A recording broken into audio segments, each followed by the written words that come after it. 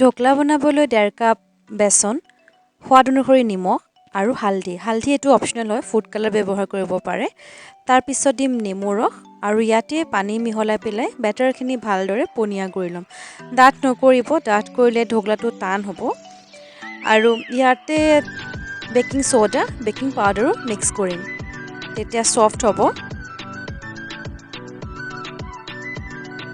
আৰু যদি দেখে ডাঠ হৈছে পানী অকণ দি দিব। মোৰ অকণমান ডাঠ হ'ল আৰু অকণ পনীয়া কৰিব লাগিছিলে। এতিয়া কেক বনোৱা বাতি এটা ল'ম, তাতে ঘিউ নহ'লে তেল দি পেলাই ভালদৰে বাতিটো সানি ল'ম আৰু ইয়াতে যোনখিনি বেটাৰ আছিলে বেটাৰখিনি ঢালি দিম। আৰু মই আজি কুকাৰত বনাম, তাৰ কাৰণে কুকাৰটো প্ৰিহিট কৰি লৈছিলোঁ। হুইচেলটো খুলি দিব আৰু ইয়াতে বাতিটো ভৰাই দিব। চিৰাপখিনি বনাবৰ কাৰণে কাৰি পাত্তা লৈছোঁ, নৰসিংহ পাত, চেনি, জলকীয়া আৰু সৰিয়হ, অকণমান নেমু ৰস আৰু ঘিউ।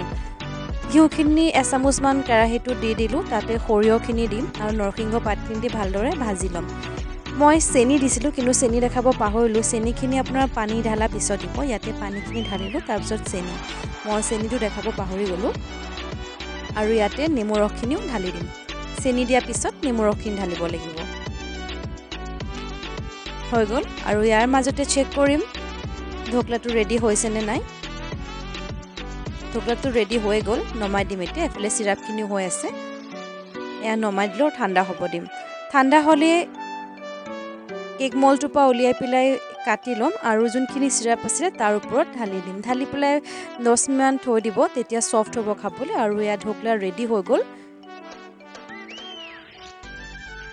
এইটোৱে আছিলে আজি এটা সহজ ৰেচিপি, ঘৰত বনাই ট্ৰাই কৰিব। আৰু ভাল লাগিলে লাইক, শ্বেয়াৰ, কমেণ্ট কৰিব। আকৌ লগ পাম এটা নতুন ভিডিঅ'ৰ লগত।